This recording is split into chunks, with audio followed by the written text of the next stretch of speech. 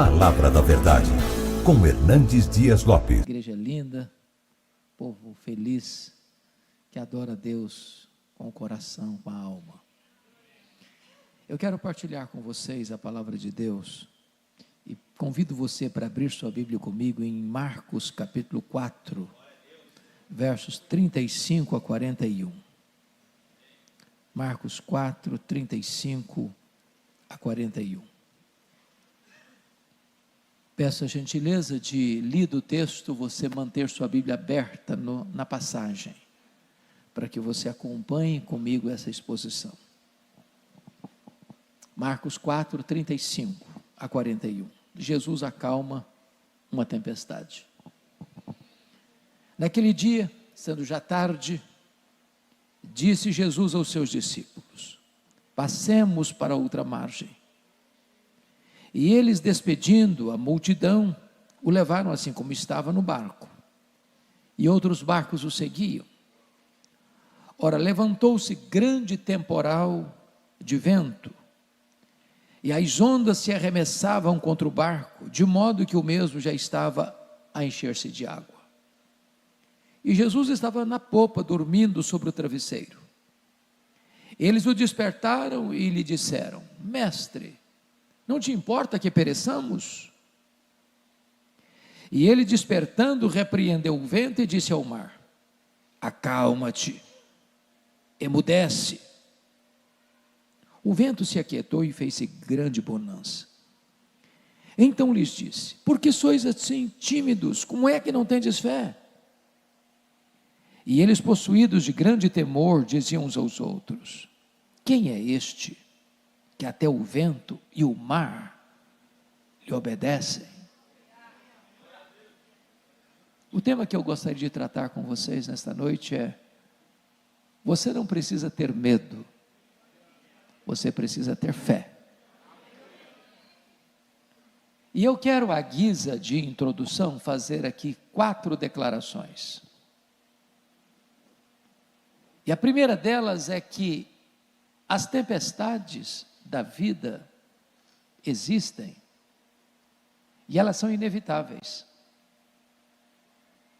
Nenhum de nós passa pela vida blindado, numa estufa, numa redoma de vidro. A vida não se desenrola num jardim engrinaldado de flores, mas num campo minado. Pisamos estradas juncadas de espinhos.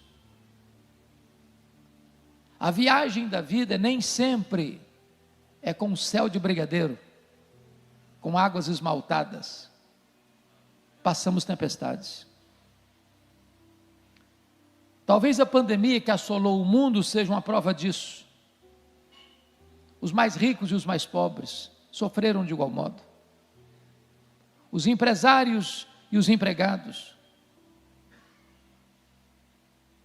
Os velhos e os jovens, os mais crentes e os mais céticos sofreram de igual modo. Ninguém esteve ileso do problema. É assim na vida. Crente fica doente, crente bate carro, crente sofre acidente, crente enfrenta tempestade. A segunda declaração que eu quero fazer é que as tempestades não só são inevitáveis, elas são também imprevisíveis. Elas chegam de súbito, nos colhem de surpresa, nos surpreendem. Você vai para o médico para um exame de rotina e descobre que está com uma doença grave. Você sai para uma viagem, como aconteceu aqui do lado, na cidade de Itapema. Estive aqui semana passada. Meu coração partiu ao ouvir essa história de um dos pastores da igreja, pastor veterano, cuja filha, ano passado, veio para passar Dia das Mães e sofre um acidente. Morre a filha, morre o marido, morre um filho. E no Dia das Mães tinha 3 caixões no funeral. Você não espera. Mas um fato acontece. É uma separação amarga. É um luto doloroso. É uma situação que você nunca imaginou passar na vida, mas está passando. Sabe por quê? Porque as tempestades são imprevisíveis.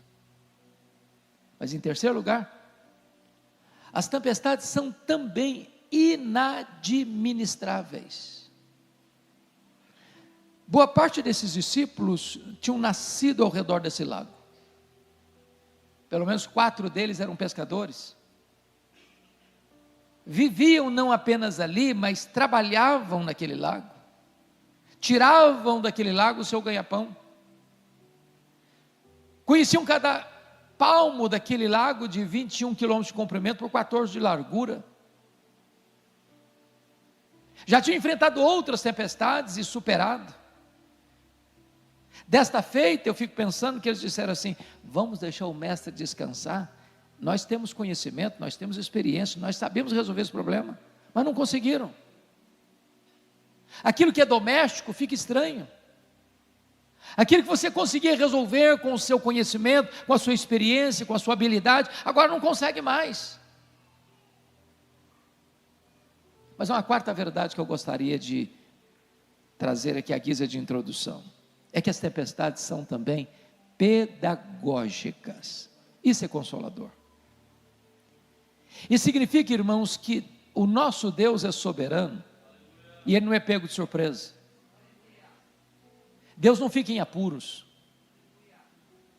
Deus não está lá no céu esfregando as mãos sem saber o que vai fazer com essa guerra que assola o Oriente Médio. Deus não fica em apuros com os problemas que assolam a sua vida. Você e eu cremos que nem um fio de cabelo da nossa cabeça pode ser tocado sem que Deus saiba, sem que Deus permita, sem que Deus tenha um propósito. A sua vida não está solta ao léu, jogada de um lado para o outro ao sabor das circunstâncias. A sua vida está nas mãos daquele que governa os céus e a terra. A história não está à deriva. A história caminha para uma consumação, e na consumação da história, a vitória já está decretada, é de Cristo e da sua igreja. Bom, dito isto, à guisa de introdução, vamos ao exame do texto. O contexto dessa passagem é que Jesus passara o dia, naquele dia todo, melhor dizendo, ensinando as parábolas do reino. Se você já deu aulas, ou já pregou, ou já ensinou um dia inteiro, no final do dia você está exausto, é normal. Diz o texto que Jesus, tendo ensinado então as parábolas do reino, e está escrito no verso 35, já sendo tarde naquele dia, Jesus disse aos seus discípulos: passemos para outra margem. E Jesus pegou o travesseiro e foi lá para trás do barco, e deitou, e dormiu. Ele era perfeitamente homem, estava exausto, cansado, dormiu. E enquanto ele dorme, vem a tempestade, subitamente, repentinamente. E aqueles discípulos tentam resolver o problema, mas não conseguem. O barco fica rodopiando no meio do mar. A fúria do vento joga o barco de um lado para o outro. Os discípulos querem avançar e recuam, querem ir para a direita, vão para a esquerda. As rédeas, os remos não estão mais em suas mãos. E na hora do maior desespero, diz o texto, no verso 38, que eles recorrem a Jesus com uma pergunta em tom de censura: mestre, não te importa que pereçamos? E diz o texto que Jesus então se desperta, repreende o vento, repreende o mar e diz: acalma, emudece. E o vento se encolhe, e o mar recua, e há grande bonança. E Jesus então pergunta para eles assim, no verso 40, por que vocês estão com medo? Por que sois assim tímidos? Como é que não tem desfé? E eles, tomados de grande espanto, no verso 41, perguntam uns para os outros: quem é este que até o vento e o mar lhe obedecem? Se vocês perceberam comigo, esse texto está regido por 3 perguntas. A primeira pergunta, no verso 38, é a pergunta dos discípulos a Jesus: Mestre, não te importa que pereçamos? A segunda pergunta é de Jesus aos discípulos, no verso 40: Por que sois assim tímidos? Como é que não tendes fé? E a terceira pergunta, no verso 41, é entre os discípulos: quem é este que até o vento e o mar lhe obedecem? Ora, se o texto está regido por essas 3 perguntas, é sobre elas que precisamos conversar a partir de agora. Então vejamos a primeira pergunta, porque essa é a sua pergunta, essa é a minha pergunta, essa é a pergunta da nossa alma aflita, do nosso coração angustiado, das noites mais escuras da alma, dos gemidos mais pungentes do coração, das horas em que nós sentimos a morte mostrando para nós a sua carranca, no momento mais angustiante da nossa vida, onde não temos mais saída, onde parece que a vida vai perecer. E eles recorrem a Jesus, não com uma pergunta apenas, mas com uma censura severa: Mestre, não te importa que pereçamos? Em outras palavras, não estás vendo o perigo que estamos passando? Não vais fazer nada? Vais continuar dormindo? A grande pergunta é: por que eles estão fazendo essa pergunta em tom de censura? O que não está bem resolvido na cabeça deles? Primeiro, o que não está bem resolvido na cabeça deles é conciliar a ordem de Jesus: passemos para outra margem, com a tempestade. Porque no nosso imaginário, pensamos assim: se eu estou fazendo o que Jesus me mandou fazer, vai dar tudo certo. É céu de brigadeiro, não tem tempestade à vista. Pastor Alex, eu fui criado num berço evangélico, e desde criança eu aprendi uma música infantil na igreja. Com Cristo no barco tudo vai muito bem, vai muito bem, vai muito bem. Só que Jesus estava no barco e não estava nada bem. Nada bem. Entender a tempestade que Deus mandou atrás do profeta Jonas é fácil. Ele estava numa rota de desobediência. Notinha de rodapé aqui, viu, irmãos? Crente desviado é endereço certo de tempestade. Deus vai mandar a tempestade atrás de você. Não para destruir você, para trazer você de volta.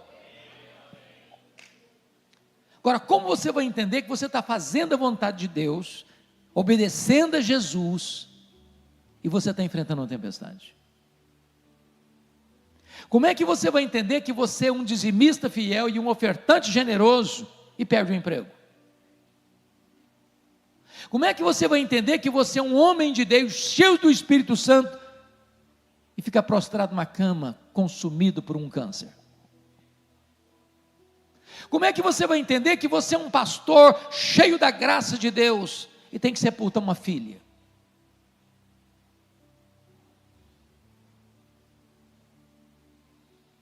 Essa é a angústia desses homens, e essa é a minha angústia, essa é a sua angústia. Mas há uma segunda coisa que não está bem resolvida na cabeça desses homens. Por que eles estão fazendo essa pergunta em tom de censura? Eles não estão conseguindo conciliar direito a urgência do problema deles com a aparente demora de Jesus. O que Jesus está fazendo no barco? Dormindo. Quem está dormindo não está agindo. E tem hora, irmãos, que a nossa angústia é tal que 1 minuto parece uma eternidade. Eles estão enfrentando uma crise medonha. O mar está revolto, o barco está enchendo-se d'água. A morte está mostrando para eles a sua carranca. E Jesus está dormindo. Essa é a nossa grande angústia. Obrigado, meu amado, muito obrigado. A demora. E eu vou lhes dizer que a demora de Deus, às vezes, nos machuca mais do que a própria circunstância. É quando você grita, socorro! E a única voz que você escuta é o eco do seu desespero. Às vezes a demora de Deus grita mais alto nos ouvidos da nossa alma que o ruído mais barulhento das circunstâncias mais adversas. Eu acho que foi o que Marta enfrentou em Betânia. Quando o seu irmão Lázaro estava enfermo, ela mandou um recado para Jesus, num tom teológico muito adequado. Ela não disse, cancela tudo aí, corre para cá. Ela não falou isso não. Está enfermo aquele a quem amas. Quem ama tem pressa em socorrer a pessoa amada. Quando Jesus recebe o recado, a mensagem que ele manda é essa: olha, essa enfermidade não é para a morte, é para a glória de Deus. Mas ficou mais 2 dias onde estava. Quando ele chega, o Lázaro está sepultado há 4 dias. Se você fizer bem as contas, você vai descobrir uma coisa muito engraçada, boa, muito interessante pelo menos. É que de onde Marta morava para onde Jesus estava, era um dia de viagem. Que dia Lázaro morreu? No mesmo dia que o emissário saiu da casa de Marta para dar o recado para Jesus. Aliás, quando Jesus recebeu o recado, ele disse para os seus discípulos assim: o Lázaro morreu. Agora notem que se ele gastou um dia para ir, gastou outro dia para voltar. E ele volta esbaforido e diz: essa enfermidade não é para a morte, é para a glória de Deus, mas o Lázaro já está morto e sepultado. Se o homem gastou um dia para ir, Jesus fica mais 2 dias, são 3 dias. No 4º dia que Jesus vai, o Lázaro está morto e sepultado há 4 dias. Quando Jesus chegou em Betânia, a Marta nem falou shalom para ele. Ela foi logo despejando a sua mágoa. Se tu estiveras aqui, meu irmão não teria morrido. O senhor chegou tarde demais. Agora também não tem mais jeito. Agora também não adianta. Jesus disse: ô Marta, o teu irmão há de ressurgir. Ela disse: eu sei, eu sou crente. Ele vai ressurgir no último dia. Marta tinha conjugado o verbo no passado: se tu estiveras aqui. Agora Marta conjuga o verbo no futuro: eu sei que vai ressurgir no último dia. E Jesus disse para ela: não, eu não fui, eu não serei, eu sou a ressurreição e a vida.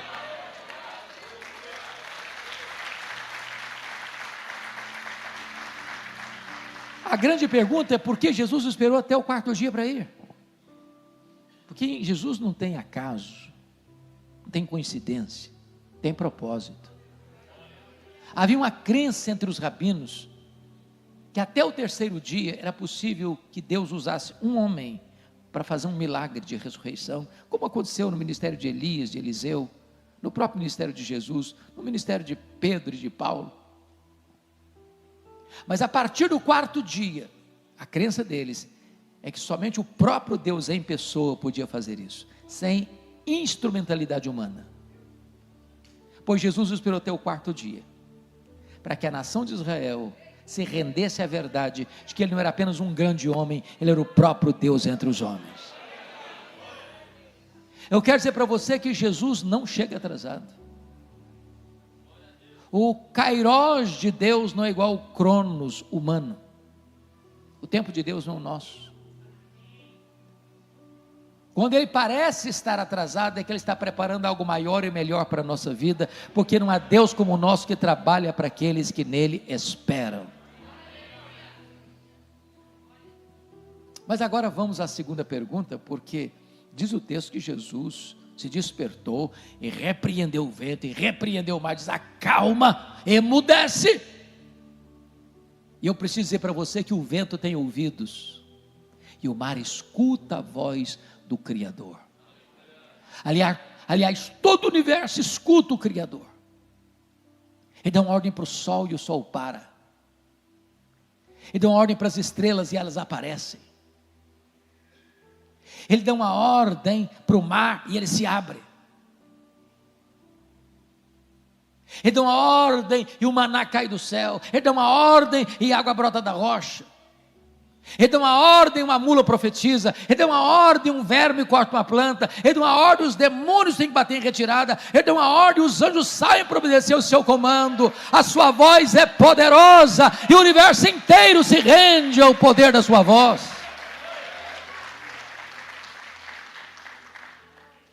Mas depois que Jesus dá uma ordem à natureza, agora ele faz uma pergunta para os discípulos.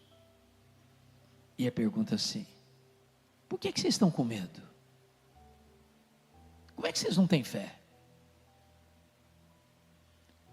Ô meus irmãos, me permita essa pergunta. Se você estivesse lá, naquela circunstância, já de noite, num barco frágil, se enchendo d'água, o barquinho da pique, você estaria com medo?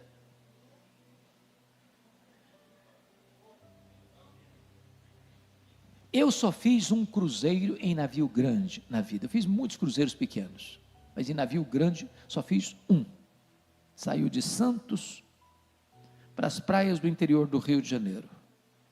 E eu prometi a mim mesmo nunca mais fazer outro cruzeiro na vida. Espere em Deus cumprir a promessa. Foi um horror, foi desesperador. Era um congresso a bordo. Meus irmãos, ondas de 5 metros. Todo mundo naquele navio ficou nauseado, todo mundo.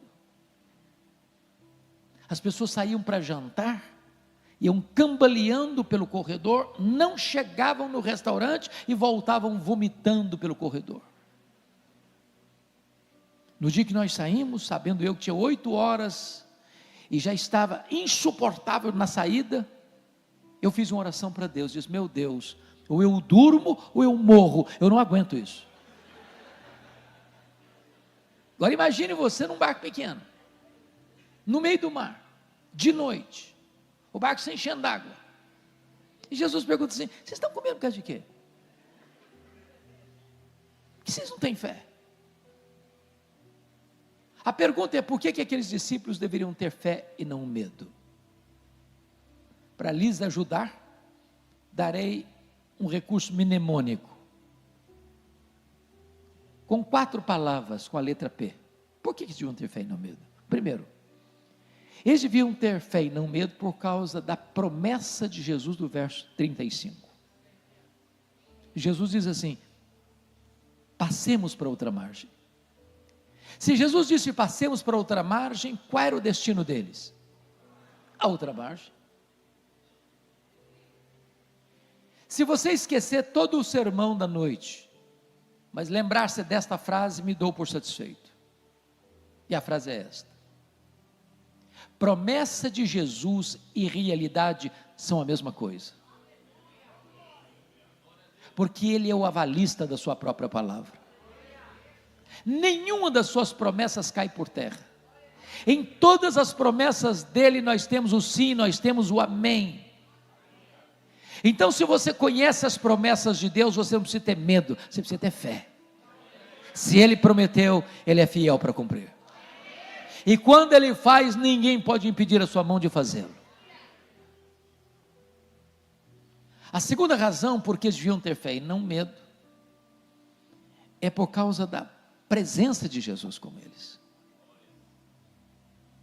Quem é Jesus? O Criador do céu, o Criador da terra, o Criador do mar, o Criador do vento. Todas as coisas foram feitas por intermédio dele, e sem ele nada do que foi feito se fez. Ele fez todas as coisas visíveis e invisíveis. A criatura não é maior do que o Criador. A criatura não pode vencer o Criador. Disse para vocês na introdução que o fato de nós sermos crentes não nos isenta de tempestade, mas o fato de Jesus estar conosco nos livra do naufrágio.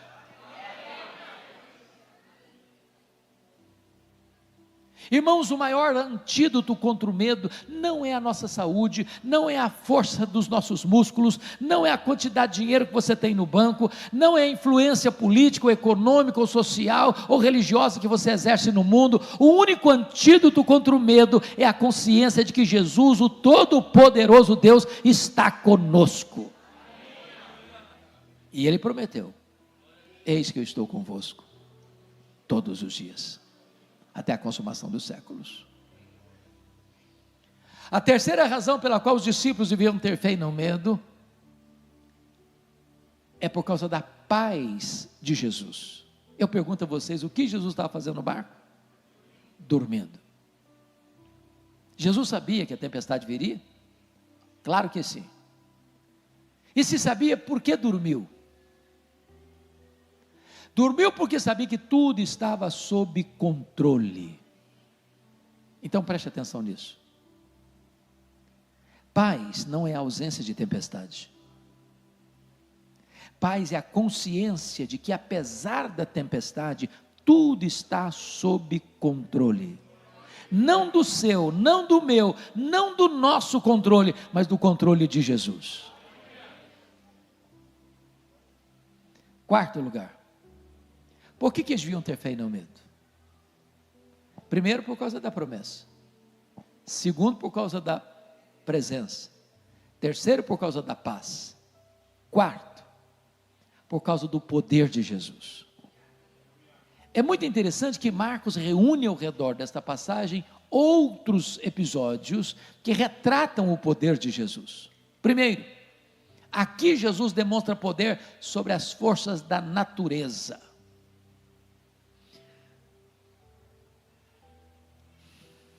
Me permita remeter você ao livro de Apocalipse, porque às vezes nós olhamos os fenômenos da natureza e algumas pessoas dizem, é a natureza em fúria, como se a natureza pudesse agir à revelia do Criador. É terremoto, é maremoto, é tsunami, é tufão, é seca severa, é tempestade borrascosa, são enchentes avassaladoras. Mas quando você vai para o livro de Apocalipse e vai estudar sobre as 7 trombetas, quando as trombetas soam, o que é uma trombeta? É um instrumento de aviso. Os 7 selos, o mundo está perseguindo a igreja. As trombetas é o juízo parcial de Deus a este mundo que persegue a igreja. E quando as trombetas são tocadas, atingem os céus, o mar, os rios, a terra, os homens. Os estudiosos, os sismólogos, olham para os fenômenos, não, é apenas uma placa tectônica, é apenas a fúria da natureza, é apenas isso, é apenas aquilo, e à luz das Escrituras, é Deus trombeteando aos ouvidos do homem, diz, arrependa-te, arrependa-te, arrependa-te, enquanto é tempo.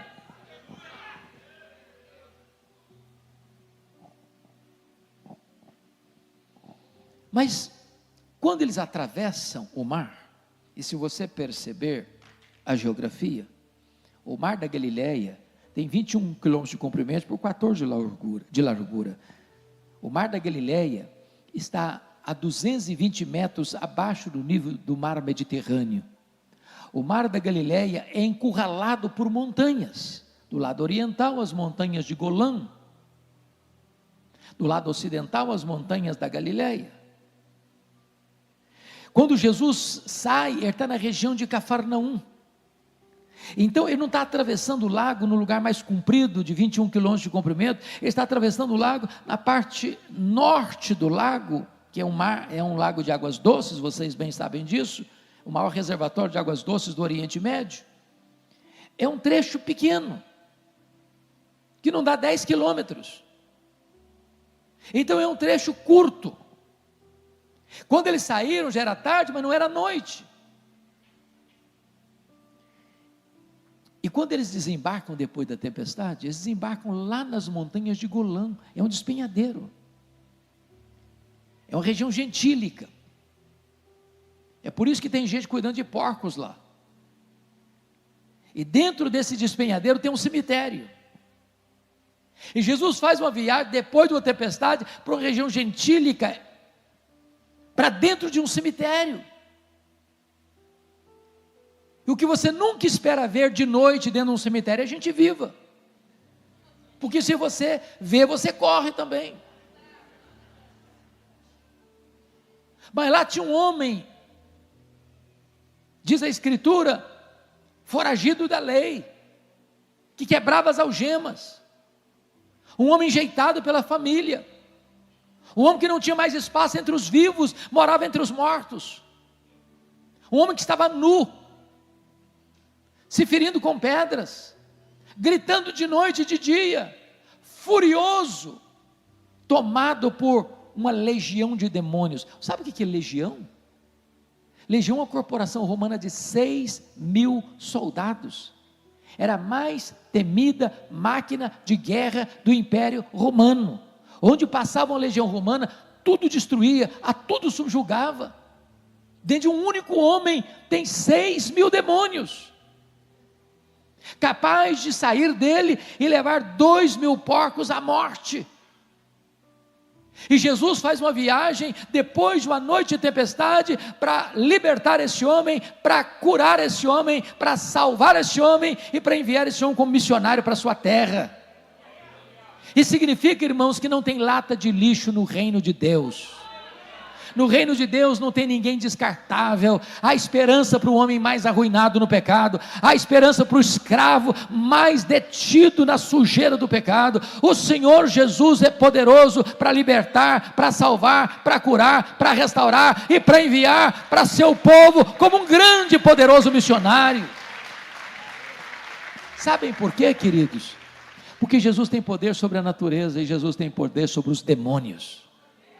Ele manda no céu, Ele manda na terra e Ele manda no inferno. Quem tem as chaves da morte e do inferno não é o diabo, é o Senhor Jesus Cristo. Mas quando Jesus retorna dessa região gentílica para Cafarnaum, a cidade que ele adotou como sua cidade, seu quartel-general durante os seus 3 anos de ministério, tinha uma multidão esperando Jesus.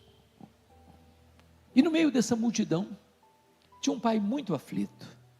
Ele era um cara conhecido na cidade, era o chefe da sinagoga, e esse homem estava enfrentando um grande problema. A sua filhinha de 12 anos, filha única, estava morrendo. Ele recorre a Jesus: Senhor, vá comigo na minha casa, o Senhor impor as mãos sobre minha filha para ser curada. E Jesus foi com ele, mas esgueirando-se no meio daquela multidão, havia uma outra pessoa no meio da multidão precisando de socorro. Era uma mulher, anônima, incógnita, com a hemorragia crônica, há 12 anos, sem encontrar qualquer sucesso no tratamento médico, já não tinha nem mais dinheiro para continuar o tratamento, e ela pensou: se eu apenas tocar na orla das vestes de Jesus, eu ficarei livre do meu mal. Ela tinha que ser anônima mesmo, sabe por quê? Se ela fosse chamada pelo nome, ela não podia estar ali. Segundo as leis judaicas, ela era uma mulher impura cerimonialmente.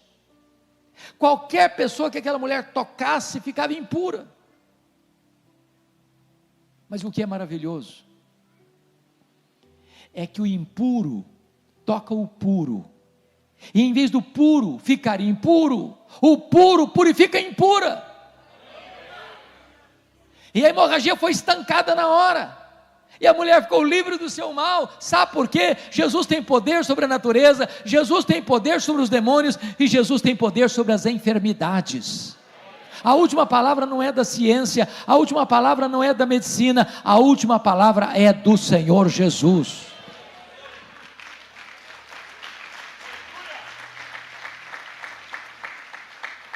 Enquanto Jesus atendia aquela mulher, chega um mensageiro da casa de Jairo e diz para ele: não incomodes mais o mestre, a tua filha acabou de morrer.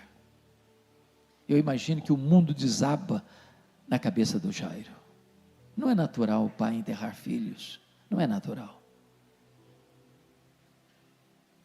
Mas Jesus olha para Jairo e diz: ô Jairo, não temas, crê somente. E Jesus vai com Jairo para sua casa. Quando chega lá, as carpideiras estão lá. Havia ali o coral do choro, a sinfonia dos gemidos, e entra o solo da ressurreição. E Jesus entra no quarto, põe a mão sobre a menina e disse: Talita cumi, menina, eu te ordeno, levanta-te. E a morte solta as garras da menina, e ela ressuscita. Sabe por quê? Jesus tem poder sobre a natureza, Jesus tem poder sobre os demônios, Jesus tem poder sobre as enfermidades, Jesus tem poder sobre a morte. Ele entrou nas entranhas da morte, ele arrancou o guilhão da morte, ele matou a morte, e ele ressurgiu, inaugurando a imortalidade, e ele é a ressurreição e a vida, e todo aquele que vive e crê nele, não morrerá eternamente. Louvado seja o Senhor. Então, você não precisa ter medo, você precisa ter fé. Mas agora vem a pergunta do verso 41. A primeira pergunta foi dos discípulos a Jesus, a segunda pergunta foi de Jesus aos discípulos, a terceira pergunta é entre os discípulos. Eu imagino a cena, o barco balançando mansamente como um berço de bebê, todos molhados, com os olhos estupefatos, e eles que já tinham escutado tantas coisas lindas e tinham visto tantos milagres emanando das mãos de Jesus, mas agora eles experimentam algo que eles nunca tinham visto. Jesus acalmando a tempestade, e eles perguntam assim: quem é este que até o vento e o mar lhe obedecem? Que pergunta emblemática. Hoje nós poderíamos responder esta pergunta. Hoje nós poderíamos pensar sobre essa pergunta.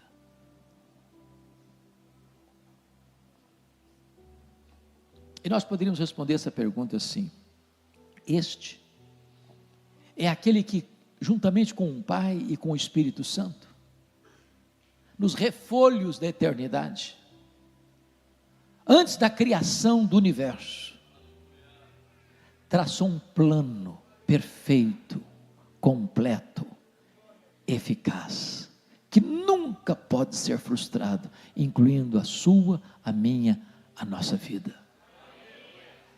Quem é este? Este é o Criador do universo. Todas as coisas foram feitas por intermédio dele, e sem ele nada do que foi feito se fez. Esse universo que tem mais de 93 bilhões de anos-luz de diâmetro, foi feito por ele sem matéria pré-existente, e ele chamou existência as coisas que não existiam, e criou tudo, para o louvor da sua própria glória. Quem é este? Este é aquele que sustenta todas as coisas pela palavra do seu poder. Este é a semente da mulher que nasceu para esmagar a cabeça da serpente. Este é o descendente de Abraão, em quem todas as famílias da terra são abençoadas. Este é simbolizado pelo Cordeiro da Páscoa, cujo sangue vertido, colocado no batente das portas, livrou os primogênitos de Israel da morte no Egito. Quem é este? Este é aquele que é simbolizado pela coluna de fogo e pela coluna de nuvem que guiou o povo 40 anos no deserto. Este é simbolizado pelo maná que caía do céu. Este é simbolizado pela água que brotava da rocha. Quem é este?